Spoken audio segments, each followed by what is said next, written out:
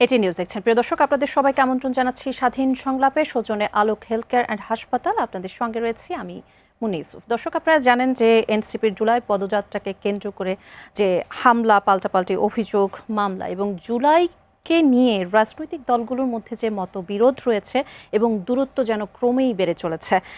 রাজনীতি কি আরও সংঘাতের দিকে যাচ্ছে, নাকি এখনও পারস্পরিক সমঝোতা এবং সহনশীলতায় পৌঁছানোর পথ খোলা রয়েছে? সেই বিষয়গুলো নিয়ে আলোচনা করব আমরা। আজকে শিরোনাম রেখেছি মুখোমুখি রাজনীতি, বাড়ছে দূরত্ব।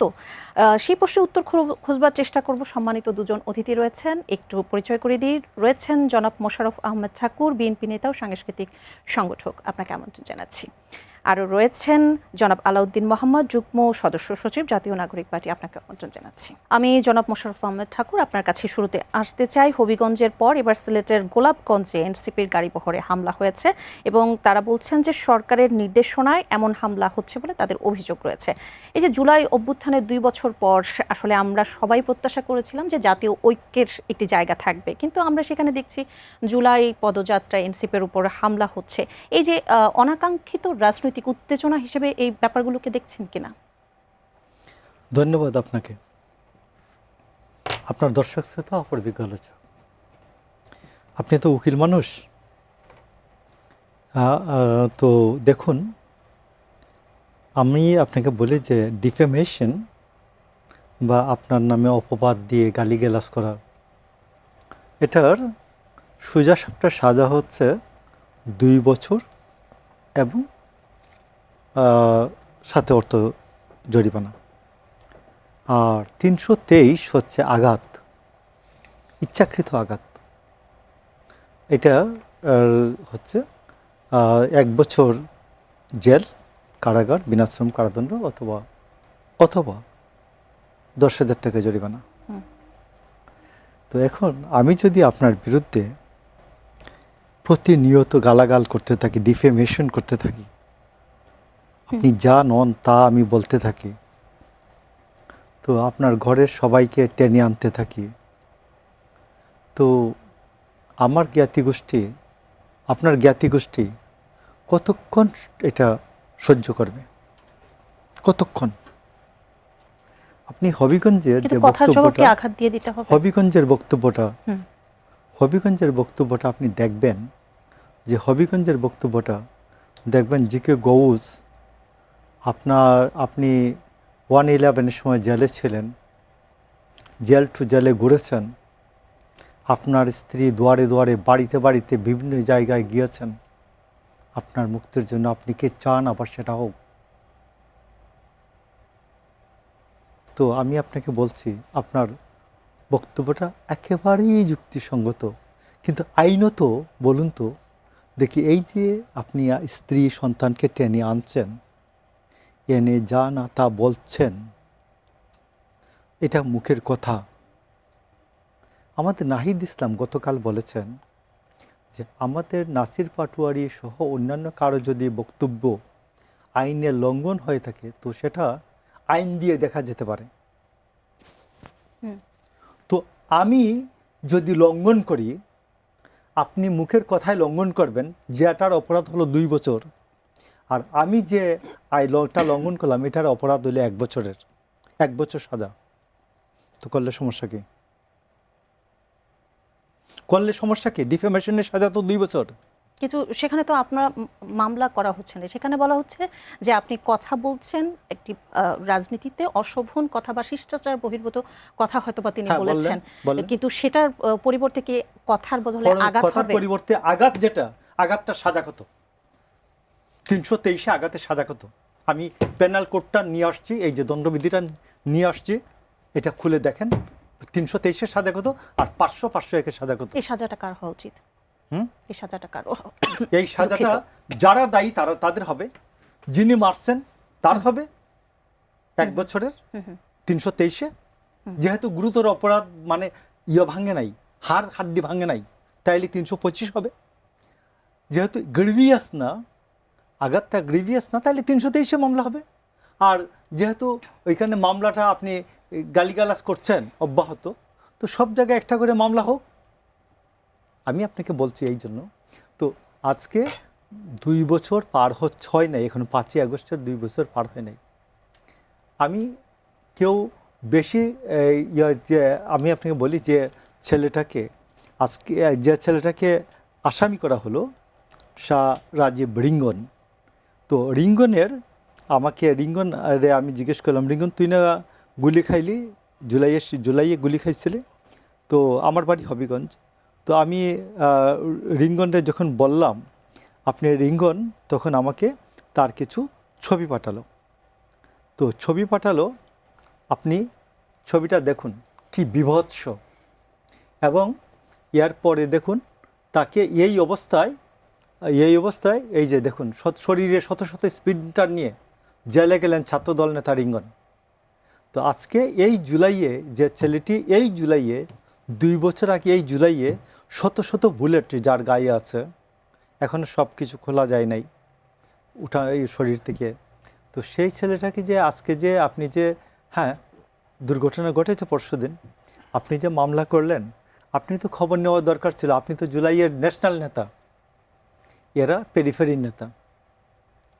আপনার তো দায়িত্ব যে আমি যে ছেলেটাকে আজকে মামলা দিচ্ছি জেলে নেওয়ার জন্য, সেই ছেলেটার ওই পেরিফেরিতে ওই অঞ্চলে তার ভূমিকাটা কি? সেক্ষেত্রে সেই ঘটনার সাথে কি এই ঘটনার যোগসূত্র করে আর কি সেখানে যদি মামলা হয়, যদি অভিযোগ দেওয়া হয়, সেটি তো প্রমাণের বিষয় থাকবে, তাই নয় কি? সেটি আদালতে প্রমাণ করবার জায়গাও তো নিশ্চয়ই আপনারা পাবেন। আদালতে প্রমাণ তো আমি আপনাকে বলছি, আপনি যে আমার যে কোয়েশ্চেনটা করলেন যে একজন মুখ দিয়ে গালি দিয়েছে, আমি কি তাকে আঘাত করে উত্তর দিব কিনা, এটা হচ্ছে আবেগের প্রশ্ন।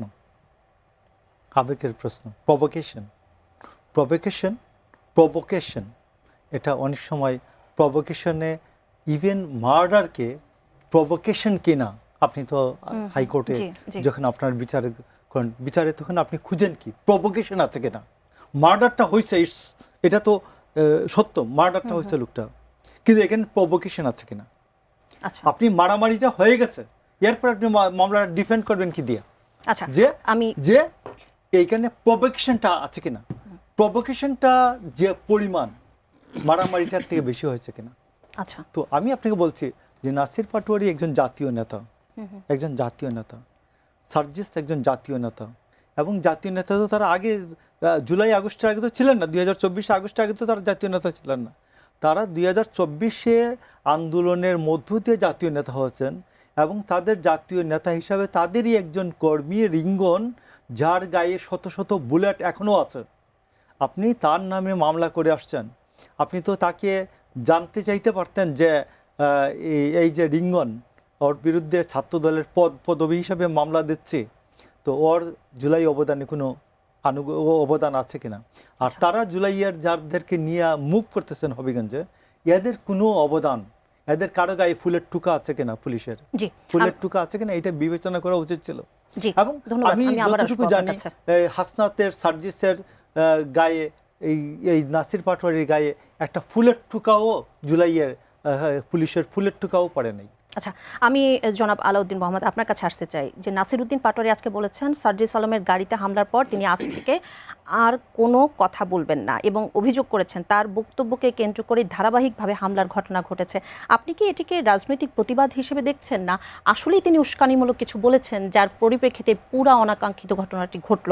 আপনি কি মনে করেন? আপনাকে ধন্যবাদ। এখানে একটা বিষয় বিবেচ্য, আওয়ামী লীগের সময়ে সংসদে দাঁড়িয়ে প্রধানমন্ত্রী, মন্ত্রী, এমপিরা ক্রমাগত আপনার মরহুম প্রেসিডেন্ট জিয়াউর রহমানের বিরুদ্ধে মিথ্যাচার করেছেন, তাকে পাকিস্তানের এজেন্ট বানিয়েছেন, এবং বিএনপির সম্মানিত মরহুমা চেয়ারপারসন খালেদা জিয়ার বিরুদ্ধে সংসদে দাঁড়িয়ে চরিত্রহরণ করেছেন।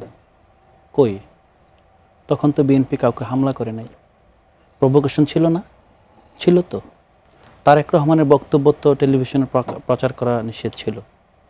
তারেক রহমানকে আমরা পরিবর্তনের আশা করেছিলাম, আমি বলছি কথাটা, তারেক রহমানকে তো মানে হেন কোনো অপবাদ নাই যে দেওয়া হয় নাই। ওনার চরিত্র হনন এমনভাবে করা হয়েছে, প্রাতিষ্ঠানিকভাবে চরিত্র হনন করা হয়েছে। তখন তো আপনারা হামলা করেন নাই, বরং উল্টোটা হয়েছে। যারা চরিত্র হনন করেছে তারাই সাবেক প্রধানমন্ত্রী বেগম খালেদা জিয়ার গাড়ি বহরে হামলা করেছে, তারাই আপনার মাহমুদুর রহমানের গাড়ি বহরে হামলা করেছে, তারাই আপনার মির্জা ফখরুল ইসলাম আলমগীর সাহেবকে হামলা করেছে, জাতীয় অধ্যাপক বর্তমানে মাহবুবুল্লাহ তাকে হামলা করেছে। মূল জায়গাটা হলো যে প্রভোকেশনে যদি আপনার হামলার কারণ হয় তাহলে তো তখন আপনার হামলা করেন নাই।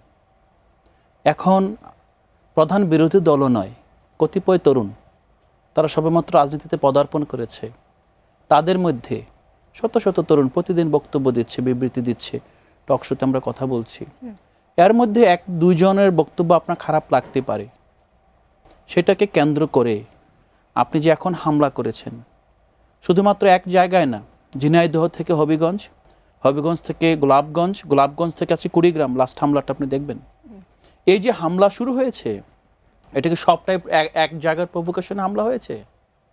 তো এই যে একটা প্যাটার্ন আপনি যেটা বললেন 24 ফেব্রুয়ারিতে হওয়ার কথা ছিল না, হ্যাঁ এটা তো হওয়ার কথা ছিল না, তাহলে বিএনপি কি পেয়ে এই পরিবর্তন হলো? তার ক্ষমতা, রাষ্ট্র, সরকার, নির্বাচন ছাড়া আপনার জেলায় জেলায় প্রশাসক বসানো, 12টা প্রতিষ্ঠানের দলীয় ব্যক্তিকে আপনার প্রশাসক হিসেবে নিয়োগ দেওয়া, পদায়ন করা, ইভেন নির্বাচন কমিশনের অতিরিক্ত সচিব পর্যন্ত দলীয় ব্যক্তি, নির্বাচন পরিচালনা কমিটি একজন সদস্যকে বসিয়ে তার মনে হয়েছে পুরো রাষ্ট্র তো আমার, কে কথা বলবে এখানে? আপনি বলছেন যে নাসিরুদ্দিন পাটোয়ারীর বক্তব্য খারাপ, ঠিক আছে, তার বক্তব্যের আপনি মেরিট দেখেন যে কোন জায়গায়, হ্যাঁ কিছু জায়গায় আমি অবশ্যই বলবো ব্যক্তি আক্রমণ আমি পছন্দ করব না, আমি চাই না যে ব্যক্তি আক্রমণের সংস্কৃতি ফিরে আসুক, কিন্তু যেই সহিংসতা আপনি শুরু করলেন এটা কিন্তু এখন না, গত বছরও হয়েছিল। আমি কক্সবাজারে ছিলাম জুলাই পদযাত্রায়, কক্সবাজারে নাসিরুদ্দিন পাটোয়ারী বক্তব্য দিয়েছে, নাম উচ্চারণ করেন নাই কিন্তু জনাব সালাউদ্দিন সাহেবের সময়ে। আমরা সেখান থেকে ফেরার পথে আপনার আমাদের গাড়ি ভাঙচুর আপনার নিশ্চয়ই মনে আছে। তার মানে কি ধরেন আপনার এলাকায়, আপনি রাষ্ট্রের বাইরে কেউ, যে আপনার কথা বলা যাবে, নামও বলা যাবে না, আপনি কি করছেন যদি এই কথা বলা হয় আপনি তাকে হামলা করবেন, মামলা করবেন, তো হতে পারে না। আর এখন সরকারে কারা? বিএনপি। আইন শৃঙ্খলা রক্ষার দায় কার? বিএনপির। আপনি 144 ধারা জারি করছেন, কাকে কন্ট্রোল করতে পারছেন না? নিজের দলের নেতাকর্মীদের কন্ট্রোল করতে পারছেন না। তারপর আপনি ওখানে 144 ধারা জারি করে আইন শৃঙ্খলা বাহিনী নামিয়ে তখন একটা বিরোধী শক্তিকে দমন করবেন? কি রাজনীতি?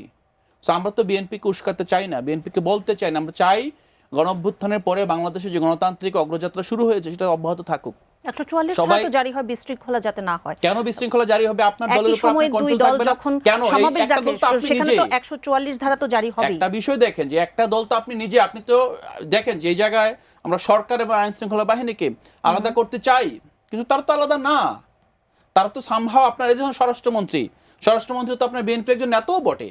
মানে আমাদের যেই জায়গাটা হলো যে বিএনপি যেই অস্থির অবস্থার মধ্যে আছে, তার যে ইন্টারনাল নার্ভাসনেসকে সে এখন একটা আপনার ছোট একটা শক্তি, একটা নতুন শক্তি, বিএনপির লজ্জা হওয়া উচিত যে একটা আপনার 2 বছর হয় না যে রাজনৈতিক দল, সে রাজনৈতিক দলকে সে থ্রেটেন মনে করছে। আজকে কুড়িগ্রামে কি সমস্যা হয়েছে? সেখানে তো উস্কানি হয় নাই, সেখানে তো বিক্ষোভ মিছিলে হামলা করেছে। আমি দেখলাম পুলিশের যে ভারপ্রাপ্ত কর্মকর্তা তিনি বলেছেন যে বিএনপি ছাত্রদল যুবদল নেতাকর্মী হামলা করে কোথা থেকে আবার এখান থেকে সরে পড়েছে। কুড়িগ্রামে কি উস্কানি হয়েছে? গোলাপগঞ্জ উস্কানি হয়েছে? আপনি জিনিসটা প্যাটার্নটা দেখেন যে বিএনপি যেই রাজনীতি করতে চাচ্ছে, এই রাজনীতিটা বাংলাদেশের এই যে গণতন্ত্রের যাত্রা এটাকে ব্যাহত করছে।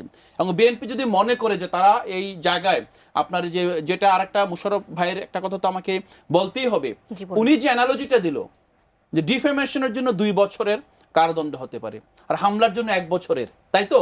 তার মানে কি হামলা ডিফেমেশন হচ্ছে ছোট অপরাধ। এইভাবে যদি দেখেন এটা গণতন্ত্র, এটা গণতান্ত্রিক সংস্কৃতি, এটা আপনি এই যে 17 বছর আমরা তো আপনাদের পাশে ছিলাম, আমরা তো তখন দলে ছিলাম না, আমরা বিএনপির ইভেন 28 অক্টোবরের যে মহাসমাবেশ পল্টনে আমরা মাঝপথে এসে যখন দেখেছি না বিএনপি সবাইকে বলছে ফিরে যাও, আমরা বেইলি রোড থেকে এসে আমরা ক্যাম্পাসে চলে এসেছি। আপনি খুঁজে দেখেন বাংলাদেশের সাধারণ মানুষ সব সময় বিএনপি জামাতের সাথে মিলে আন্দোলন করেছে 17 বছর। তারা আপনার সরাসরি তাদের রাজনীতি ছিল না, তারা চেয়েছে এখানে যে ফেসিজম গোড়াপত্তন করেছে সেটাকে সামহাও থামাতে হবে, তারা বিএনপি জামাতের সাথে ছিল। দীর্ঘদিন পরে যখন এটা হয় নাই তখন বিশ্ববিদ্যালয় ক্যাম্পাস থেকে ছাত্রদের নেতৃত্বে আপনার আন্দোলনটা হয়। আর একটা বিষয় যেটা বলেছেন, হ্যাঁ ছাত্রদলের আপনি সভাপতি, আপনার জেলার, আপনি দায় নেবেন না?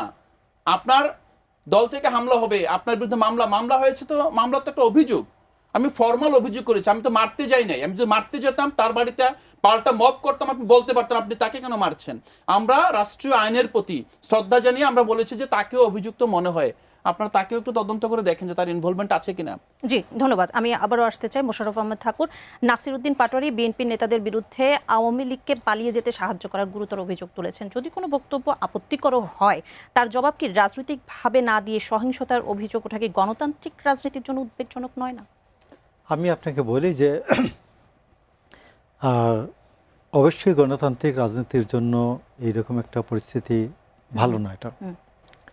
এবং আপনি দেখবেন যে নাসিরউদ্দিন পাটোয়ারি ক্রমাগত লাগাতার যেভাবে বিভিন্ন ব্যক্তিদের চরিত্র হনন করছেন, আপনি গত বছর যখন কক্সবাজারে বলেন যে শিলং থেকে আসছে দখলবাজ, চান্দাবাজ, এই এবং আরও বিস্তৃত অসভ্য যে কথাবার্তা, আপনার সালাউদ্দিন আহমেদের বিরুদ্ধে দ্বিমতের কারণে অনেক অভিযোগ থাকতে পারে, কিন্তু সালাউদ্দিন আহমেদ একেবারে আপাদমস্তক স্কুল আমরা ইউনিভার্সিটি জীবনে তাকে পেয়েছে। তো ইউনিভার্সিটি জীবনে মহসিন হলের যারা তার পাশের ছিলেন বা তার নিকটবর্তী লোকজন ছিলেন, কেউ বলতে পারে না সালাউদ্দিনের বিরুদ্ধে কোনো দুর্ব্যবহারের অভিযোগ আছে কোনো দিন। তো সালাউদ্দিন আহমেদের বিরুদ্ধে এই কথাগুলি বলে সালাউদ্দিনের বাড়ির উপর দিয়ে চকরি দিয়ে তো আসার সময় তো জনগণ তো ক্ষুব্ধ হবেই। এটা বিএনপি না, এটা ছাত্রদল না, যুবদল না। আমি আপনাকে বলছি যে কথাবার্তা একটু আর কারো কথা নিয়ে ঝামেলা হয় না কেন? নাহিদ ইসলাম তো অনেক কথাই বলেন। আজকে নাসিরউদ্দিন পাটোয়ারি না বলছেন আর কথা বলবেন আমি বলছি নাহিদ ইসলাম, সার্জিসরা বলেন বিএনপি রাজনীতির এইখানে কবর রচিত হবে। কেউ বলছে কিছু বিএনপি রাজনীতির কবর রচিত হবে, এটা বলছে কেউ মনে করে না। এটা পলিটিক্সে সবাই বলে, ঠিক আছে বলতেছে। কিন্তু নাসিরউদ্দিন পাটোয়ারি একটা বক্তব্য আমি শোনাতে পারি আপনাকে। সালাউদ্দিনকে বলছেন, এই সালাউদ্দিন তুই আমাদের এতদিন প্রতারণা করেছিস। এই যে বক্তব্যটা আমি আপনাকে আপনার ইয়াতে শোনাতে পারি, আমরা তিনজনই তো আছে, আমরা ইয়ার সময় বিরতির সময় শোনাতে পারি যে সালাউদ্দিন তার থেকে তো বয়সও বড়। আমার তো মনে হয় তার বাপের বয়স সালাউদ্দিনের বয়সের থেকে বেশি না। আমাদের থেকে সালাউদ্দিন 2 বছরের সিনিয়র। I am 63। তো সালাউদ্দিনের বয়স অ্যারাউন্ড 65। তো তার বাবার বয়স থেকে মনে হয় বেশি হতে পারে। তো এই যে বাংলাদেশে যে অন্যান্যরা যে রাজনৈতিক বক্তব্য দেয়, নাহিদ ইসলাম রাজনৈতিক বক্তব্য দেন না, সেখানে বিএনপির পক্ষে বলেন না। তো নাহিদ ইসলাম তো বিএনপির পক্ষে বলেন না। তো নাহিদ ইসলাম বা আলাউদ্দিন এরা যারা বক্তৃতা করে, এরা কি বিএনপির পক্ষে বক্তৃতা করে? বিএনপির বিপক্ষেই তো বক্তৃতা করে। তো এদের উপর এই ঘটনাটা হয় না কেন? এদেরকে কেন্দ্র করে হয় না কেন? তো আমি আপনাকে বলছি যে আমার মনে হয় যে এজেন্ট প্রভোকেটিয়ার বলে একটি শব্দ আছে রাজনীতি। এজেন্ট প্রভোকেটিয়ার মানে যে রাজনীতিতে দেখা যায় সরকার অনেক আগে আর কি এটা বলা হতো যে সরকার তার লোকজন ঢুকিয়ে দিয়েছে যাতে এখানে হাঙ্গামা তৈরি হয়। তাদের মধ্যে এই নাসিরউদ্দিন পাটোয়ারি এজেন্ট প্রভোকেটিয়ার কিনা, যে এই যে বিকাশ হওয়ার কথা একটা নতুন রাজনৈতিক শক্তি হিসাবে আমরা মনে করি যে এনসিপির বিকাশ হওয়া দরকার। আমি মনে করি, তারেক রহমান মনে করেন, এবং তারেক রহমান আপনি দেখবেন যে বিভিন্ন অনুষ্ঠানে নাহিদকে দেখলে তারেক রহমান আগে হাত বাড়ান, এরকম ছবিও তো ভাইরাল হয়েছে। তো এই যে আমরা যেটা যে সহানুভূতির সাথে আমরা মনে করি যে আন্দোলনের শক্তি, অভ্যুত্থানের শক্তি হিসাবে এনসিপি যেভাবে বিকশিত হওয়া দরকার, এই বিকাশের পথে বাধা হিসাবে এই এজেন্ট প্রভোকেটিয়ার হিসাবে নাসিরউদ্দিন পাটোয়ারিকে কোথাও থেকে ফিট করা হয়েছে কিনা আমার মনে হয় এনসিপিটা খুঁজে দেখা উচিত। আচ্ছা, জনাব আলাউদ্দিন মোহাম্মদ, নাসিরউদ্দিন পাটোয়ারির আলিফ নামে এক তরুণের চোখ হারানোর ঘটনায় সরকারের কাছে বিচার চেয়েছেন এবং বলেছেন আলিফের চোখটা ফেরত দেন, সরকারকে বলা হয়েছে। এবং কিন্তু আপনাদের এনসিপির সাবেক এক নেত্রী সামাজিক যোগাযোগ মাধ্যমে লিখেছেন, এই সহিংসতার দায় শুধু বিএনপির নয়, উস্কানিমূলক রাজনৈতিক ভাষা ও প্রতিপক্ষকে তুচ্ছ-তাচ্ছিল্য করার সংস্কৃতির জন্য এনসিপিও দায় এড়াতে পারে না। আপনি কি মনে করেন যে এখানে কোনো দায় আছে কিনা আপনাদের? না, এখানে একটা বিষয় যে আমি তো দায় নিতে পারতাম। আমি যদি ব্যক্তিগতভাবে এই হামলা না হতো, এবং হামলা হলেও আমি তো বলছি, আমি নাসিরউদ্দিন পাটোয়ারির যেই বক্তব্যে আপনার ঘৃণা আছে, যে বক্তব্যে ব্যক্তি আক্রমণ আছে, যে বক্তব্যে অশালীন ভাষা আছে, আমি সেটা ধারণ করছি না। আমি বলছি এই বক্তব্যটা পরিহার করা উচিত। কিন্তু যেই মুহূর্তে আপনি সেই বক্তব্যের জবাব দিয়েছেন হামলা করে, সেই মুহূর্তে বক্তব্যটা আমার কাছে গুরুত্বপূর্ণ না। আমার কাছে হামলাটা গুরুত্বপূর্ণ হয়ে দাঁড়ায়। কারণ আপনি তো গায়ে হাত দিয়েছেন, আপনি যেটা বলছেন আপনি তো ফৌজদারি অপরাধ করেছেন।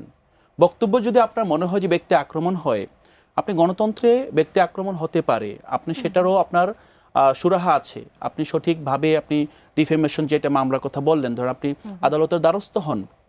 পাশাপাশি আপনার এখানে কিছু কিছু জায়গা আছে, এটাকে বিএনপিকে বুঝতে হবে যে বিএনপি যদি সঠিকভাবে গণতন্ত্রের চর্চা করতে চায়, আপনি তারেক রহমানের দিকে তাকান। উনি কিন্তু এখন পর্যন্ত একটা গুড জেস্চারের পলিটিক্স করছেন, যদিও ওনার আশেপাশে যারা আছেন এই যে হামলা মামলা উনি কিন্তু থামাতে পারছেন না।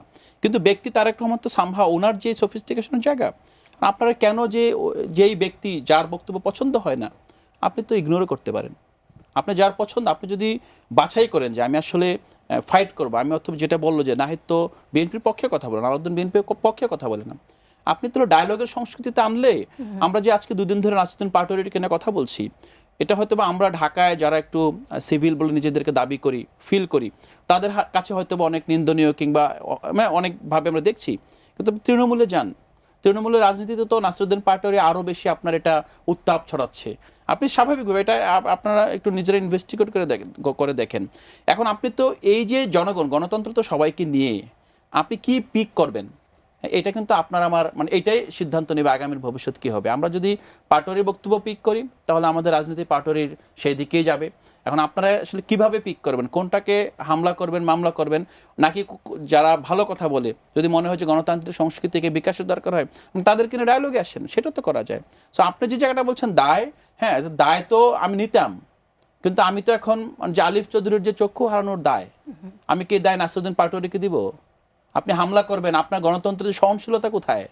আপনি যে পরমত সহিংসতার কথা বলছি, হ্যাঁ আপনি কিছু জায়গায় ব্যক্তি আক্রমণ হতে পারে, যে প্যাটার্ন সেম প্যাটার্নে ঝিনাইদহে যখন হামলা হলো তখন কি বিএনপি তার নেতাকর্মীদের সে বার্তাটা দিয়েছে যে না এই হামলা করা যাবে না? বার্তা দিলে তো আজকে হবিগঞ্জে হামলা হতো না। সো আমি বলবো যে কালেকটিভলি বিএনপিকে এটা দায় নিতে হবে, এনসিপির দায় নেবে না, কারণ BNP is now ruling the country. বিএনপির কাছেই আসলে দায়িত্বটা কিন্তু বেশি বিএনপিরই। আমি বলছি না যে আমার দায়িত্ব নেই, আমি নাগরিক হিসেবে রাজনৈতিক দল হিসেবে আমারও দায়িত্ব আছে, কিন্তু বিএনপি নিজে হামলা করবে, আমাকে প্রভোকেশনের দায়ে আমাকে অভিযুক্ত করবে, দায় করবে। এটা তো ইসরায়েল যখন আপনার প্যালেস্টাইনে হামলা করার পর সবাই আপনার বলে যে না তুমি যে ঢিল ছুটছে তুমি কেন নিন্দা করো কিনা। আপনি দেখবেন গ্লোবাল মিডিয়া তো সবসময় যে প্রথম প্রশ্নটা হচ্ছে do you condemn Hamas or condemn the Palestine people.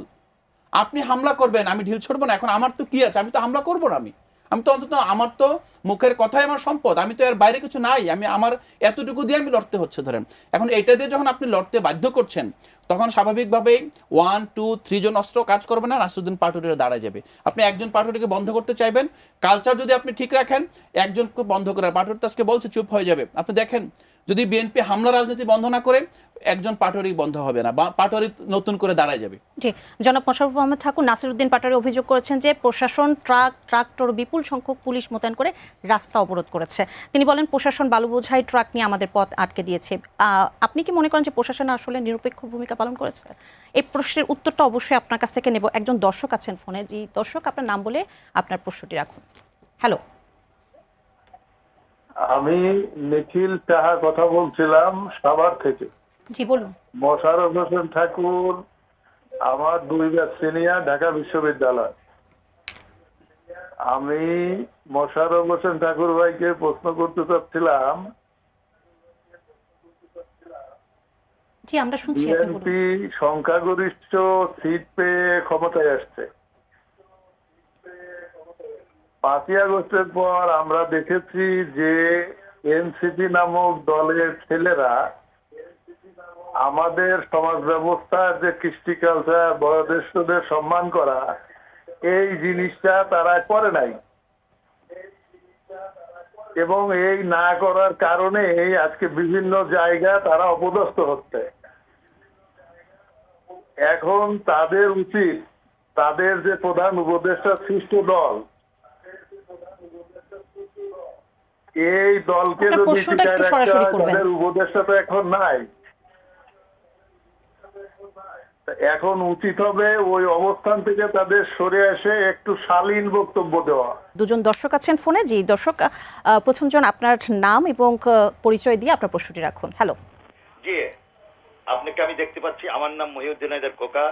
আমি একজন যুদ্ধাহত মুক্তিযোদ্ধা। আমি আমার ছোট ভাই, আমার সন্তানের মতো আলাউদ্দিনকে আমি প্রশ্ন করছি। আলাউদ্দিন, তুমি নিশ্চয়ই আমাকে চিনতে পেরেছো। তোমার সঙ্গে আমার ঢাকা ক্লাবে পরিচয় হয়েছিল, চিনতে পেরেছো তো? আমি তোমাকে উদ্দেশ্য করে বলতেছি, আমি একটা মুক্তিযোদ্ধা, ৭১ এই দেশটাকে এনেছি। তোমাদের সবচেয়ে বড় জিনিস, আমি তোমাকে সেই সময় বলেছি, তোমরা শালীনতাকে নিয়ে আসো। যদি শালীনতা না থাকে, বড়দেরকে শ্রদ্ধা করতে না শিখো, তোমাকেও কিন্তু আরেকজন শ্রদ্ধা করবে না। এটা আমি তোমার জন্য বলছি। আর ঠাকুর সাহেবকে বলতেছি, ঠাকুর ভাই, তুমিও আমার ছোট ভাই। আমি 75-এর ঢাকা ইউনিভার্সিটি থেকে বেরিয়ে আসছি। আমি বলবো, এদের বাচ্চা ছেলে পেলে, এরা নতুন আসছে, এদেরকে আরো অনেক শিখতে হবে। আমি এটাকে আলাউদ্দিনকে ওদের রাউন্ড টেবিলের 7 জনের মধ্যে আমি বলে আসছি কথাগুলো, যে তারেক রহমান মাত্র এসছে, তাকে সময় দিতে হবে। এখনই যদি খাবাখাবি করি যে এটা করে দাও ওইটা করে দাও, তাহলে হবে না। মূল জিনিস হইলো কি? মূল জিনিস হইলো তাদের দোষ নাই, তাদের পেছনে আপনাকে ঠাকুর, আমি তোমাকে ভাই, ছোট ভাইয়ের মতো বলতেছি, তাদের পেছনে একটা স্বাধীনতা বিরোধী শক্তি রয়ে গেছে। তারা উস্তিল্লা খুঁজতেছে যে কিভাবে পাড়া দিয়ে ঝগড়া করবে। That's all. আলাউদ্দিন, আমার কথাটা মনে রেখো ভাই। জি, ধন্যবাদ আপনাকে আপনার প্রশ্নের জন্য। আরেকজন দর্শক আছেন ফোনে। জি দর্শক, আপনার নাম বলে আপনার প্রশ্নটি রাখুন। হ্যালো। আসসালামু আলাইকুম, আমার নাম মোহাম্মদ মনির হোসেন, আমি পিরোজপুর থেকে বলছি। জি আমার বলুন। প্রশ্ন এনসিপির নেতার কাছে, যে এই যাকে নিয়ে এত আলোচনা, নাসির উদ্দিন পাটোয়ারি, ওনাকে কি থামানো যাচ্ছে না? জি ধন্যবাদ, আমরা বুঝতে পেরেছি। আপনার প্রশ্নের উত্তর নিশ্চয়ই আমাদের সম্মানিত অতিথি দেবেন। আমি শুরুতেই জনাব আলাউদ্দিন মোহাম্মদের কাছেই যাই, দুটো প্রশ্নের উত্তর একটু নিশ্চয়ই দেবেন।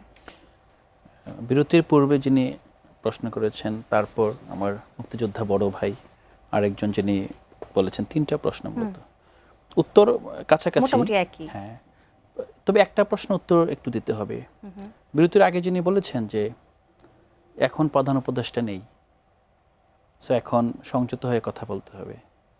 আমার কাছে মনে হয় ব্যাপারটা ঠিক, হ্যাঁ, এটা আক্ষরিক একটা অর্থ আছে যে হ্যাঁ, প্রধান উপদেষ্টার সময় অথবা অন্তর্বর্তীকালীন সময়ে আপনার এখানে হয়তোবা ছাত্র কিংবা তরুণরা অনেক আপনার কথা বলেছে, অনেকের বিরুদ্ধে কথা বলেছে, হ্যাঁ, কেউ কিছু করতে পারে নাই। কিন্তু মূল জায়গায় এটাও আরেকটা দিক আছে, সেটা হলো যে 5 আগস্টের থেকে 12 ফেব্রুয়ারি পর্যন্ত সময়টা আপনারা যারা মিডিয়াতে ছিলেন কিংবা সিভিল সোসাইটিতে আরও যারা ছিল, এটা ছিল অবারিত স্বাধীনতার সময়। আওয়ামী লীগের বাইরেও নিশ্চয়ই যারা এখানে পরাজিত ছিল তারা না, তাদের বাইরে যারা ছিল তাদের সবার একটা অবারিত স্বাধীনতার সময় ছিল। সবাই এখানে কম বেশ মত প্রকাশের স্বাধীনতা অনুভব করেছে, তাদের মতো করে কাজ করতে পেরেছে। এবং আমার মনে হয় যে 12 তারিখের পরেও আমরা পাচ্ছি। 12 তারিখের পরে আমি পারছি না সেটা বলছি না, জি আমি বলছি সেই সময়টার সাথে তো উনি তুলনা করেছেন এবং উনি সেটা বলেছেন এখন সেই সময় নাই, সো এখন সংযত হয়ে যায়। ওই কথাটা আমি গতকাল আরেকজন বলেছিলেন যে খুব সম্ভবত শহীদুল ভাই, তো ওনাদের এটা হলো যে না, এখন তো রাজনৈতিক সরকার এসেছে। হ্যাঁ, এখন রাজনৈতিক সরকার কিন্তু আগের মতো এইভাবে আপনার যা ইচ্ছা তা বলবে অ্যালাউ করবে না, এবং তোমাকে কিন্তু শুধুমাত্র আইন আদালত দিয়ে না, তোমাকে পথে ঘাটে মাঠে যেখানে পাবে মারবে। আমি মনে করি যে বড় ভাই প্রশ্নটা করেছেন, আমাদেরকে এই অ্যাপ্রোচ থেকে বের হয়ে আসতে হবে। বাংলাদেশের নাগরিক হিসেবে সংবিধান সম্মত এবং গণতন্ত্রের সংহতির জন্য যে জায়গায় মত প্রকাশের স্বাধীনতা নিশ্চিত করা আছে, সেই মত প্রকাশের স্বাধীনতা দিতে হবে। ডেফিনেটলি দায়িত্বশীলতা লাগবেই। দ্বিতীয়ত, আমাদের মুক্তিযোদ্ধা বড় ভাই যা বলেছেন আমি একমত, আমার কোনো দ্বিমত না এখানে। তবে আমি আবারও বলছি যে আমরা এখানে বেশিরভাগ সে সংখ্যাগরিষ্ঠ, মোশাররফ ভাইকে জিজ্ঞেস করেন আমরা ওনার সাথে কতজন টকশো করি, কিন্তু আমরা টকশোর আগে পরে টকশোর মধ্যে কত শালীনতা এবং যথেষ্ট আপনার আমরা ব্যক্তি মানে কি বলবো এটাকে, যে পারস্পরিক শ্রদ্ধাবোধ নিয়ে আমরা কথা বলি। কিন্তু আপনি যখন আউটলায়ারটাকে বারবার পিক করে সামনে আনবেন, উনি যথাযথ বলেছেন পিছনে অপশক্তি আছেন, পিছনে অনেকে আছে, আওয়ামী লীগ আছে উস্কাই দিতে চায় এখানে এনসিপি বনাম বিএনপি বনাম জামাত, এই ত্রিমুখী একটা সংঘর্ষ লেগে যাক। তখন দায়িত্বশীলতার জায়গায় আমরা কাজ করছি, আমাদের মধ্যেও আপনার দুর্বলতা আছে, হয়তো 1-2 একটু বেশি করছে, যেটা আমরা হয়তো পারছি না, বাট সময় সুযোগে আমাদের যদি সেই কালচারটা গ্রো করে পারবো। কিন্তু যে নাসরুদ্দিনের এক বক্তব্যের জন্য আমাদের আহ্বায়ককে হবিগঞ্জে ছুটে যেতে হলো, এটা তো একটা ন্যাশনাল ইভেন্ট হলো, এটা ছিল একটা লোকাল ইভেন্ট, একটা উপজেলার, একটা পৌরসভার ইভেন্ট। আপনি এটাকে ন্যাশনাল ইভেন্ট বানালেন কি দিয়ে? সেই মেকানিজমটাকে তো আমাকে প্রশ্ন করতে হবে। আরেকটা বিষয়, লাস্ট যে ভাই মন্তব্য করেন, পাটোয়ারিরা থেমে যাবে যদি আমরা ক্ষমতাকে প্রশ্ন করতে পারি। আমরা বেশিরভাগ মানুষ ক্ষমতাকে প্রশ্ন করতে ভুলে গিয়েছি। আমরা মনে করি হ্যাঁ আমি এই সরকার এবং জনাব তারেক রহমানকে সময় দিতে চাই, যদিও এখানে সংস্কার গণভোট বিতর্কটা আমি এই মুহূর্তে আনলাম না, সময় দিতে চাই, বাট এই সময়ের মধ্য দিয়ে যে জাতীয় প্রতিষ্ঠানগুলোকে দলীয়করণ করা হচ্ছে, আপনি কি তারা 1 বছর প্রশাসক পদে থেকে নির্বাচন করবে তারপরে সে বলবেন যে কি করেছো তুমি? আপনাকে তো শুরু থেকেই ক্ষমতাকে প্রশ্নের মধ্যে রাখতে হবে, না হলে এই ক্ষমতা গ্রাস করবে আমার মুক্তিযুদ্ধ বড় ভাইকে গ্রাস করবে, যারা বলছেন ইন্টারিম থেকে বিএনপির সময় এসেছে পরিবর্তন তাদের গ্রাস করবে, যেই ভাই বলেছে নাসরুদ্দিনকে থামাতে হবে তাকেও গ্রাস করতে হবে। নাসরুদ্দিনকে থামানো সম্ভব তখনই যখন প্রতিটি নাগরিক ক্ষমতাকে প্রশ্ন করে, রাষ্ট্রের প্রতিষ্ঠানগুলোকে অ্যাকাউন্টেবল করে, রাজনীতিবিদদের অ্যাকাউন্টেবল করে, এবং আমলারা যারা আছেন, যারা দেশের পরিচালনা বিভিন্নভাবে ঘটিয়েছেন, তাদের দুর্নীতি, তাদের অবারিত যে যথেচ্ছাচার, সেগুলো যাতে আপনার তারা অ্যাকাউন্টেবিলিটি নিশ্চিত করে, তাহলে নাসরুদ্দিন পাটোয়ারিদের ভয়েস দুর্বল হয়ে যাবে। জি, আমি মোশাররফ আহমেদ ঠাকুর আপনার কাছে আসতে চাই। যেটি এক দর্শক মহিউদ্দিন খোকা, বীর মুক্তিযোদ্ধা, তিনি যে প্রশ্নটি করেছেন, সময় দেবার কথা বলছিলেন, সেটির উত্তর আপনার কাছ থেকে চাইবো। এবং আরেকটি প্রশ্ন আপনাকে করেছিলাম যে এই যে হবিগঞ্জের যে বিষয়টা, সেখানে আসলে আপনি কি মনে করেন প্রশাসন নিরপেক্ষ ভূমিকা পালন করেছে কিনা? আমি বলি প্রশাসন তার নিজস্ব ভূমিকা পালন করে। আইনে কি আইন তো নিরপেক্ষ না, আইন তো নিরপেক্ষ না। আইন কি নিরপেক্ষ? এই প্যানাল কোডটা কি নিরপেক্ষ? প্যানাল কোডটা হচ্ছে যে অপরাধীর বিপক্ষে, প্যানাল কোড পুরোটাই অপরাধের বিপক্ষে, অপরাধের জন্য শাস্তি নির্ধারণ করে দেয় প্যানাল কোড, আইন। তো এই জন্য আমি আপনি বলছি যে প্রশাসন তার মেজার অনুযায়ী সে তার কাজ সে 144 ধারা দেবে, কোথাও 144 ধারা উড্ড করবে, এটা একটা প্রচলিত যে আইনের ব্যবহার, এটা চলে। তো প্রশাসন এখানে নিরপেক্ষ না পক্ষ এটা তো বিষয় না। প্রশাসন সে শান্তি শৃঙ্খলা বজায় রাখার জন্য যা যা করা দরকার তাই করবে। আমি আপনাকে বলছি, আপনাকে সবচেয়ে বড় যে বিষয়টা যেটি বলা হচ্ছে যে প্রশাসন বালু ভোজায় ট্রাক দিয়ে আসলে পথ আটকে দিয়েছে, না ওইখানে এরা সংখ্যায় খুবই অল্প ছিল, খুবই অল্প ছিল। ওইখানে যদি হবিগঞ্জে যদি তারা ওইভাবে যাইতো, এই 10টা গাড়ির বহন নিয়ে যাইতো, তাইলে ওই গোলাপগঞ্জ থেকে আরও খারাপ পরিস্থিতি হইতো। তো সেই জন্য প্রশাসন মনে করছে যে আমরা 144 ধারা দিয়ে ছাত্র দলকে ওইখানে গড়ে উঠাই দিচ্ছে, এই দল এখান থেকে যাওয়ার দরকার নাই, এরা এখান থেকে যাওয়ার দরকার নাই, কারণ অনাকাঙ্ক্ষিত কোনো ঘটনা না, ছাত্র দল তো প্রশাসন 144 ধারা মানছে। তো এখন আমার কথাটা হচ্ছে যে আপনি একটু আগে যে শুনলেন, এই সালাউদ্দিন বেয়াদব, তুই আমাদের ভুল বুঝিয়েছিস। আমি আপনাকে বলি, এই 5 মাসে অন্তত 100টা লফলস হয় নাই গভর্নমেন্টের, 100টা ভালো কাজ হয়েছে, 100টা ভুল ধরার মতো কাজও হয়েছে। আপনি ওগুলো নিয়ে সমালোচনা করেন না কেন? এই সালাউদ্দিন বেয়াদব তুই, এটা সালাউদ্দিনের কোনো লফলস হয়েছে এখানে? না, এখানে কোনো এই সেন্টেন্সটার মধ্যে দিয়ে গভর্নমেন্টের কোনো লফলস প্রকাশ পায় কিনা? বরঞ্চ গভর্নমেন্টের যে লফলসটা বলবে ওটা মানুষের কাছে ওই সালাউদ্দিন বেয়াদব তুই যে বলছে ওইটার মধ্যে দৃষ্টি এবং শ্রবণ শক্তি পুরাটা হয়ে গেছে, এবং এরপরে যে ভুলটা বলবে সালাউদ্দিনের সেইটা আর কানে যাচ্ছে না। আপনি দেখেন, আমি বাজিয়ে শোনাই যে এরপরে যে সে কি বলছে, লফলসটা এটা আর শোনা যাচ্ছে না, এটা আসতেছে না। তো এই জন্য আমি আপনি বলছি, আপনি গভর্নমেন্টের লফলস বলবেন, আপনি আমার মা মাসিকে বলতে বলছে, আমার মা মাসিকে বলতে বলছে। আমি আলাউদ্দিন তো আমার ছেলের সন্তানের বয়সী, আমি তো আলাউদ্দিনকে এইখানে তুমি বলবো না, কোনো অবস্থাতেই তুমি বলবো না, নেভার, কোনো অবস্থাতেই না। তুই তো দূরের কথা, তুমিও বলবো না। তো সেইটা হচ্ছে যে রাজনীতির একটা বিষয়। তো আপনি পার্লামেন্টে একটা কল্যাণমুখী রাজনীতি করতে চান, একটা মধ্যপন্থী রাজনীতি করতে চান, একটা শিষ্টাচার, একটা মূল্যবোধের রাজনীতি করতে চান, বলেন। আর মানুষকে, আপনার বাবার বয়সী লোকজনকে বলেন তুই, এটা হলো না তো। আমি আপনাকে বলছি, মানুষ রক্ত মাংসের মানুষ হিসাবে আগে চিন্তা করবেন। এখানে বিএনপির কেউ সন্ন্যাস ব্রত করতে আসে নাই। আপনি একটা চটকনা দিবেন, আরেকটা গাল দিয়ে বলবে ভাই আরেকটা থাপ্পড় আমার বাম গালে দেন তো, ওটা বলবে না। আপনি চোর দিলে, বিএনপি যে রাজনীতি করে, বিএনপি এই মাটির নিচে যে কবর থেকে জান্নাতের রাজনীতি করে না, তো গাল পাতিয়ে পেতে দিবে না। জনাব আলাউদ্দিন মোহাম্মদ, আপনার কাছে আসতে চাই। জামায়াত সরাসরি অভিযোগ করেছে আসন্ন স্থানীয় সরকার নির্বাচনে সরকারি ও প্রভাবশালী দলের লোকদের বিজয়ী করে আনতে ইসির অতিরিক্ত সচিব পদে বিএনপির সাবেক এক নেতাকে নিয়োগ দেওয়া হয়েছে। আপনি যেটা বলছিলেন যে গুরুত্বপূর্ণ নির্বাচন কমিশন সহ 12টি গুরুত্বপূর্ণ জায়গায় প্রতিষ্ঠানের চুক্তিতে নিয়োগ দেওয়ার বিষয়ে সুশাসনের অনেক বিশেষজ্ঞরা বলছেন নির্বাচনী প্রতিশ্রুতির এটি লঙ্ঘন। এই ব্যাপারটিকে আপনি কিভাবে দেখেন? আপনি যেটা বলছেন নির্বাচনের প্রতিশ্রুতি তো লঙ্ঘনই, তার চেয়ে বেশি হলো যে যেই 31 দফার মাধ্যমে বিএনপি আমাদেরকে স্বপ্ন দেখিয়েছিল যে যদি আমরা ফ্যাসিস্টদের পতন ঘটাতে পারি তাহলে এই হলো সেই রাষ্ট্র মেরামতের রূপরেখা। এই 31 দফা শুধু বিএনপি একা ঠিক করে নাই, বিএনপির যে সাথে দল ছিল গণতন্ত্র মঞ্চের রাজনৈতিক দল, 6টা রাজনৈতিক দল মিলে জাতির সামনে একটা আশার আলো দেখাতে পেরেছিল। আমরা মিডিয়া, সিভিল সোসাইটি থেকে শুরু করে সচেতন নাগরিকবৃন্দ সবাই ভেবেছিল যে বিএনপি হয়তো বা নতুন ধারা রাজনীতি নিয়ে আসছে।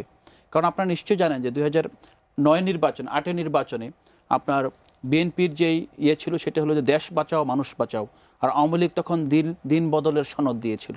সেই জায়গা থেকে যখন স্বাভাবিকভাবে বিএনপির আপনার পরবর্তী নির্বাচন না আসার কারণে কিন্তু দেশ বাঁচাও মানুষ বাঁচাও কিন্তু কিভাবে বাঁচাবে, বিএনপি রূপরেখাটা অনেকে ধরে নিয়েছিল যে এই হলো দেশ বাঁচানোর রূপরেখা।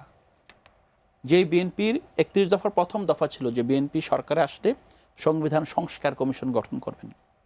সংস্কার কমিশন গঠন করছেন না, করেছেন সংশোধন কমিশন।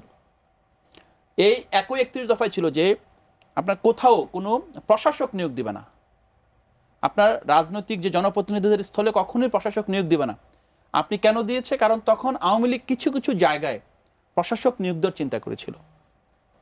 অথচ বিএনপি দেখেন 6 মাস যেতে না যেতেই সবগুলো সিটি কর্পোরেশন, সবগুলো আপনার জেলা পরিষদ, যেখানে যেখানে স্থানীয় সরকার নির্বাচনের অথবা স্থানীয় সরকারের বরাদ্দ যায় সবগুলো জায়গা তার দলীয় ব্যক্তি যাদেরকে জনগণ গ্রহণ করে নাই, 15 বছর, অনেকে বলে 30 বছর রাজনীতি করছে, 30 বছর রাজনীতি করেও যারা জনগণের কাছে ভরা যৌবনে বিএনপির প্রত্যাখ্যাত হয়েছে, জনগণ তাদের ভোট দেয় নাই, সেই ব্যক্তিবর্গকে আপনি ধরে প্রশাসক বসিয়ে দিয়েছেন। একটা প্রশাসক আপনার পত্রিকায় বলল যে তাকে যে কর্পোরেশন দেওয়া হচ্ছে, উনি বলছে শুনেছি এখানে অনেক প্রবলেম আছে, আমি চেষ্টা করবো এটাকে সফল করতে। উনি জানেন না, উনি শুনেছেন এখানে প্রবলেম আছে, খুব সুন্দর জুট মিল কর্পোরেশন কিংবা কোনো একটা সেক্টরে, মানে এই যে একটা জায়গা তৈরি করেছে। আপনি যেটা বলছেন এই সমালোচনার জবাবটা কিভাবে বিএনপি দেয় সেটাই দিবেন ভাই। তো আসলে আরেকটা বিষয় হলো যে আপনি এই জায়গায় যদি মনে করেন যে স্থানীয় সরকার নির্বাচন প্রশ্নবিদ্ধ হবে না, তাহলে আপনি 2014 সালের যে নির্বাচন, 18 সালের নির্বাচন, 24 সালের যে নির্বাচন, যে নির্বাচন আপনি অংশগ্রহণ করেন না, যে নির্বাচন অংশগ্রহণ না করার কারণে বাংলাদেশের আপামর জনগণ মনে করেছে যে আপনার সে মরাল স্ট্রেংথ আছে গণতন্ত্রকে রক্ষা করা, নির্বাচন ব্যবস্থাকে প্রশ্নবিদ্ধ না করার, সেই জায়গাটা কিন্তু বিএনপি আর ধরে রাখতে পারছে না। স্বাভাবিকভাবেই এই অবস্থায় এই প্রশাসকদেরকে নির্বাচন অযোগ্য ঘোষণা না করলে, নির্বাচন কমিশনে যেই দলীয় ব্যক্তিকে নিয়োগ দেওয়া হচ্ছে তাদেরকে প্রত্যাখ্যান না করলে শুধু জামাত নেতা না, বাংলাদেশ সাধারণ জনগণ সেটাই বলবে যে এই নির্বাচন দলীয় নির্বাচন। জি, মোশাররফ আহমদ ঠাকুর, এই সমালোচনার জবাব আপনি কিভাবে দেবেন? ধন্যবাদ আপনাকে, আলাউদ্দিনকে ধন্যবাদ। আমার কথা হচ্ছে যে আপনি বিএনপির যখন সরকার পরিচালনা করে তখন সেখানে লফলস থাকবে, আপনি লফলসটা সফলভাবে ধরবেন এবং বিএনপি যখন দেখবে যে এটা জনমতের বিপক্ষে যাচ্ছে, বিএনপি সেখানে নিজেকে নিশ্চয়ই নিবৃত্ত করবে। আপনি দেখবেন বিউটি রানী পাল উনি বাতাসে একটা ছোট্ট গানের সাথে উনি একটু ঠোঁট মিলিয়েছেন বা এরকম একটা ছবিকে নিয়ে যে পরিস্থিতি তৈরি হলো, যে সাম্প্রদায়িক শক্তির কাজকে নিয়ে বাংলাদেশের মানুষ যেভাবে এটাকে প্রতিবাদ করেছে, এবং বাংলাদেশের মানুষ তো এই প্রতিবাদটাকে সিভিল সোসাইটি অ্যান্ড অথরিটি এরা সবাই এই প্রতিবাদটাকে গ্রহণ করেছেন। তো আমার কথাটা হচ্ছে যে বিএনপির যদি প্রশাসনিক লফলস থাকে, এটা তো অতি অবশ্যই আলাপ করবে। এই জন্য আলাপটা এইভাবে হবে না যে আপনার মানুষ প্রেম করে বিবাহের আগে, আর আপনি প্রেম করছেন বিবাহের পরে, আপনি স্ত্রীকে নিয়ে প্রেম করেন ঘরে করেন, কন্যাকে ভালোবাসা দেখান, ঘরে গিয়ে দেখান, এটা উত্তর না। উত্তর হচ্ছে গভর্নমেন্টের লফলসটা কি। আপনি গভর্নমেন্টের সাথে গঠনমূলক সমালোচনার কথা বলছেন আপনি। না সমালোচনা আমি মনে করি না। গভর্নমেন্টের সাথে আপনার দ্বিমতের জায়গাটা কোথায়? আপনি একটু রূঢ়ভাবে বলেন, নো প্রবলেম। আপনি রূঢ়ভাবে বলেন যে আপনার এই বক্তব্যটার সাথে, আপনার এই কথার সাথে এই জায়গায় কাজের মিল নেই, আমি একমত না। আপনি মানবেন না, আমি রাজপথে গেলাম, আমি এই করব, আমার যা যা করার ক্ষমতা আছে। তো আমার কথাটা হচ্ছে নতুন শক্তি, নবীন শক্তি অবশ্যই বাংলাদেশের রাজনীতি আওয়ামী লীগের অল্টারনেটিভ হিসাবে একটা গণতান্ত্রিক রাজনৈতিক শক্তি তো দরকার। এখানে বিএনপি একা রাজনীতি করলে তো হবে না, তো এটা তো পড়ে যাবে কি গণতন্ত্রের দুই চাকা। গণতন্ত্রের দ্বিতীয় চাকাটাও যদি, প্রথম চাকা দ্বিতীয় চাকা, আমি যদি সরকারকে প্রথম চাকা ধরি, দ্বিতীয় চাকা তো হচ্ছে আমার একটা রাজনৈতিক শক্তি। রাজনৈতিক শক্তি যদি না গড়ে উঠে, রাজনৈতিক শক্তি গড়ে ওঠার জন্য আপনি প্রথমত আপনি খেয়াল করেন যে আপনি নবীন রাজনৈতিক শক্তি, আপনার এখনো ওয়ার্ড লেভেল থানার থেকে 25 কিলোমিটার দূরের যে ইউনিয়ন আছে সেই ইউনিয়নে এখন আপনি পৌঁছান নাই। আপনি সেই শক্তিটা অর্জন করুন। অর্জন করার জন্য দেখুন যে আপনাকে বিএনপির সহযোগিতা করে কিনা। আমার কথাটা হচ্ছে এটা। এবং আপনি বিএনপির লফলসগুলি যেগুলি আছে এগুলি সমালোচনা করুন। সমালোচনা করলে বিএনপিরও একটা অংশ যারা আছে, বিএনপির যে সঠিক রাজনীতি প্রত্যাশা করে, এরাও আপনাকে সাপোর্ট দেবে। জি, আমি জনাব আলাউদ্দিন মোহাম্মদ, ছাত্র শক্তির নেতারা বলেছেন প্রধানমন্ত্রীর কার্যালয়ে শিশুদের নিয়ে স্ট্যান্ডবাজি চলছে। অন্যদিকে প্রধানমন্ত্রীর সঙ্গে সাক্ষাৎ করা তাহসিন, আপনি জানেন যে যেই হাসির ছবিটি খুব ভাইরাল হয়েছে, সবাই প্রশংসা করেছে, যে কিনা উত্তরায় মাইলস্টোন স্কুলে 2025 সালে জুলাই যুদ্ধবিমান যে বিধ্বস্ত হয়েছে সেখানে তার বড় বোনকে হারিয়েছে, সে হাসতে ভুলে গিয়েছিল, তারপর সে হেসেছে, সেই ছবিটা আমরা দেখলাম, সবাই প্রশংসা করেছে। কিন্তু এই যে ছাত্রশক্তি নেতারা বলছেন প্রধানমন্ত্রীর কার্যালয়ে শিশুদের নিয়ে স্ট্যান্ডবাজি চলছে, রাজনৈতিক মতভেদ থাকবে, আমরা এতক্ষণ যে আলাপ করছিলাম, কিন্তু এরকম মানবিক একটি ঘটনাকে বা এতটা সুন্দর একটি ঘটনাকে কেন আমরা রাজনৈতিক বিতর্কে টেনে আনি বা স্ট্যান্ডবাজি বলছি কেন? এটা স্ট্যান্ডবাজি তো এটা আজকেই বলা হয়েছে স্ট্যান্ডবাজি, এতদিন কিন্তু বলে নাই। আলিফ চৌধুরী, এই ঘটনাতে স্ট্যান্ডবাজি পেল না, আলিফ চৌধুরী একজন তরুণ, সে কলেজে পড়ে, তার একটা চোখ যখন নষ্ট হয়ে গিয়েছে, এবং খুব তুচ্ছ ঘটনায়, খুব বড় কোনো ঘটনা, জমি জমা বিবাদ, অনেকদিন রাজনৈতিক এরকম কিছু না, কিন্তু তারেক রহমান কিংবা বিএনপির পক্ষ থেকে যদি ব্যক্তি আলিফ চৌধুরী, সেও তো শিশু, সদ্য শিশু, উত্তীর্ণ কৈশোর, সে যদি সমান সহানুভূতি পেত তাহলে তো এই কথাটা বলতো না। সো আমি যেটা বলি যে এটাকে আপনি স্ট্যান্ডবাজি, হ্যাঁ সুন্দর পরিবেশ আমরা এনজয় করি, সিরিয়াসলি আমরা নাগরিক, আমাদের সন্তান আছে, আমরা চাই যে এই সমাজ শিশুর বিকাশের উপযুক্ত হোক। এবং আসলে বিতর্ক কেন হবে? বিতর্ক হচ্ছে যে আলিফ চৌধুরী তো শিশুই, আপনি একদল শিশুকে আপনি খুব প্যাম্পার করছেন, ভালো, ফাইন, বাট আপনি তো সমাজের, আপনি তো রাষ্ট্রের সরকার প্রধান, আপনি তো সকল শিশু, সকল কিশোরের নিরাপত্তার দায়িত্ব তো আপনার দলের কর্মীদের হাতে যে শিশু চোখ হারালো, যেই শিশু না বলে কিশোর বলে চোখ হারালো, তার প্রতি আপনার সমবেদনা দেখতে চাই। এটার জন্য প্রেশার হিসেবে কথাটা আসছে। সো আপনারা সবসময় দেখতে পাবেন রাজনীতি সব কিছু রাজনীতি না, সব কিছুই রাজনীতি। কেন রাজনীতি? আপনি ভালোটা অ্যাপ্রিসিয়েট তো করলাম, ভালো অ্যাপ্রিসিয়েটের পাশাপাশি আপনি ভালোটা করতে গিয়ে যদি সমাজের একটা ক্ষুদ্র অংশেরও আপনি খারাপ করেন, তাহলে সেই খারাপটার জন্য ভালোটার প্রশ্নবিদ্ধ হয়। তো এই কথাটা বলার জন্য এটা আসছে। আমি মনে করি না যে এটা অহেতুক রাজনৈতিক বিতর্ক। যেদিন ঘটনা ঘটেছে সেদিন বলেছে, বলে নাই। কখন বলেছে? যখন সমপর্যায়ের আরেকটা কিশোর হসপিটালে কাতরাচ্ছে এবং আপনার দল নেতাকর্মীদের আমরা কোনো সুস্পষ্টভাবে সেখানে কোনো আপনার রেসপন্স দেখতে পাচ্ছি। ধন্যবাদ। আমি শেষ প্রশ্ন আপনার কাছে করতে চাই। জামায়াতের আমির বলেন গণভোট নিয়ে জামায়াতকে আপোষের জন্য নানা ধরনের প্রলোভন দেখানো হয়েছিল, তারা আসলে ঘৃণা ভরে সেটি প্রত্যাখ্যান করেছেন। আসলে এই প্রলোভনটা কারা দেখিয়েছে? ধন্যবাদ আপনাকে। আমি মনে করি যে বিএনপি প্রলোভন দেখিয়ে তো রাজনীতি করার কোনো দরকার নাই। আর জামাত, আমার মনে হয় জামাতের যে নিজস্ব রাজনীতি, এটা জামাতের যা অর্জন, জামাত তাই বুক করবে এবং জামাতকে কোনো প্রলোভন দেখানোর কোনো প্রয়োজন নাই। এবং কেন জামাতকে প্রলোভন দেখাবে কেন? পার্লামেন্টে জামাতের বক্তব্যগুলি যেগুলি সেইটা আমি জামাতের সংখ্যা দিয়ে বিচার হবে না, কারণ এখানে সংখ্যা দিয়ে 2/3 মেজরিটি আছে। আপনাকে বিচার হবে ন্যায্যতা দিয়ে। আলাউদ্দিন যদি বাইর থেকেও কথা বলে, একটা ন্যায্য কথা বলে, আমি মনে করি পার্লামেন্টে সেটা নলেজে নেওয়া উচিত। এবং সংখ্যার তো তার দরকার নাই, সংখ্যা তার ওইখানে আছে। আমি মনে করি ন্যায্যতা সমতা যেটা আছে, ন্যায্যতাটা কি পার্লামেন্ট ধন্যবাদ, করবে। অসংখ্য ধন্যবাদ এবং কৃতজ্ঞতা আপনাদের দুজনকে আমাদের অনুষ্ঠানে আসবার জন্য। দর্শক, আজকের মতো এখানেই শেষ করছি। আগামী সপ্তাহে আবারও হাজির হব। সেই পর্যন্ত সুস্থ থাকুন, ভালো থাকুন, এটি নিউজ দেখতে থাকুন। ধন্যবাদ সবাইকে।